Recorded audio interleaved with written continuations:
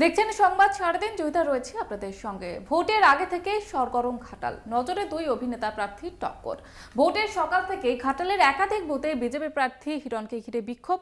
অন্যদিকে কুল মুডে তৃণমূল প্রার্থী দেব, পায়ের তলার মাটি সরে গিয়েছে দাবি তৃণমূলের।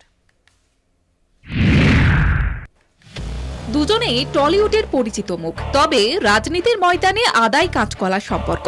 ভোটের আগে থেকে দুই প্রার্থীর টক্কর। গরু পাচারের টাকা দেবের অ্যাকাউন্টে, হিরণ শুভেন্দুর সারাশি আক্রমণে দেবের পাল্টা সপাট উত্তর।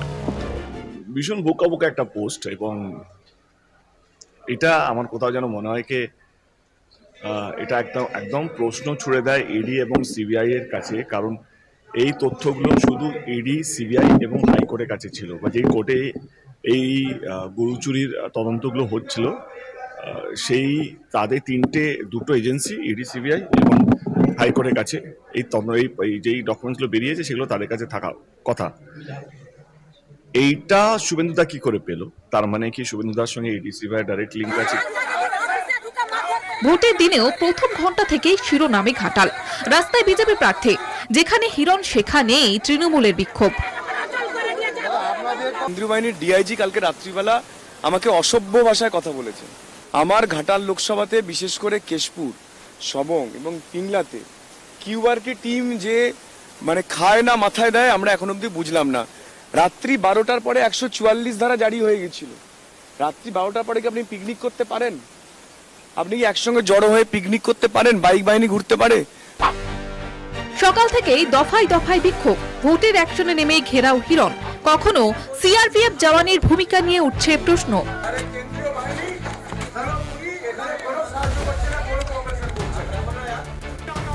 আবার কখনো সাধারণ মানুষের উপরে হম্বিতম্বি। লাগাতার বিক্ষোভে উত্তপ্ত হয়ে ওঠে কেশপুর, খেলুয়াবালি, মুখবাসন সহ একাধিক এলাকা।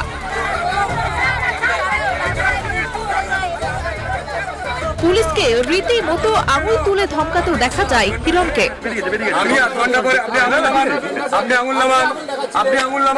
উল্টো দিকে কোথায় দেব, কোথায় তৃণমূলের প্রার্থী?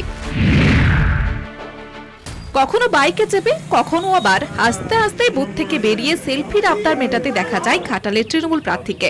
ভোটের ময়দানে প্রতিপক্ষ হিরণকে খুব একটা গুরুত্ব দিলেন না দেব। হিরণ তো শুরু থেকে তো মারপিট করছে। হিরণ তো সকাল থেকে আপনারাই তো টিভিতে দেখাচ্ছেন, সিআরপিএফ কে কখনো দোষ দিচ্ছে, কখনো পুলিশকে দিচ্ছে, কখনো বলছে খাচ্ছে, কখনো বলছে ঘুমোচ্ছে, এরা খাচ্ছে। তো আমি কালকেই বলছিলাম হিরণ এই সব জিনিস করে হেডলাইনে থাকার চেষ্টা করবে। এরই মধ্যে কেশপুরে হিরণ পৌঁছাতেই তাকে ঘেরাও করে সাধারণ মানুষ। নিজের নিরাপত্তা বাহিনীকে সরিয়ে দিয়ে পুলিশকে ধমকাতে দেখা যায় ঘাটালের বিজেপি প্রার্থীকে। আগুন জ্বালিয়ে বিক্ষোভ দেখান গ্রামবাসীরা।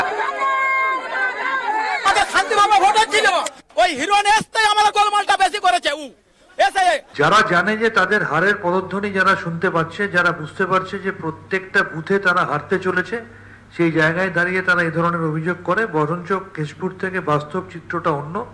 সেখানে বিভিন্ন জায়গায় বিজেপির হারমাত্রা তৃণমূলের ভোটারদের আটকে দেওয়ার চেষ্টা করছে, তৃণমূলের এজেন্টদের মারধর করছে, সাধারণ মানুষকে ভয় দেখাচ্ছে।